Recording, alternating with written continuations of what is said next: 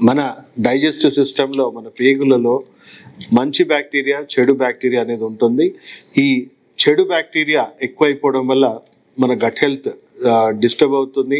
Disturb అవ్వడం వల్ల మనకు 70% ఇమ్యూన్ సిస్టమ్ కూడా మన గట్లోనే ఉంటుంది. కాబట్టి మన రోగ నిరోధక శక్తి కూడా ఐదర్ వీక్గా ఫంక్షన్ చేయడము లేదా ఓవర్ రియాక్ట్ అయ్యి మనకి ఆటో ఇమ్యూన్ డిసార్డర్స్ కూడా తీసుకురావచ్చు.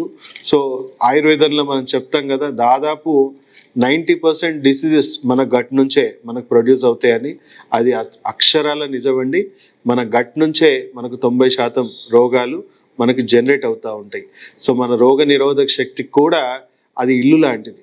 సో గట్ హెల్త్ ఇంబ్యాలెన్స్ వల్ల మన బాడీలో వ్యర్థాలు కాలుష్యం చేరుకొని వాటి నుంచి వచ్చే విషవాయువుల వల్ల మన బాడీలో ఎన్నో రకాల ఇన్ఫ్లమేటరీ డిసీజెస్ వస్తూ ఉంటాయి.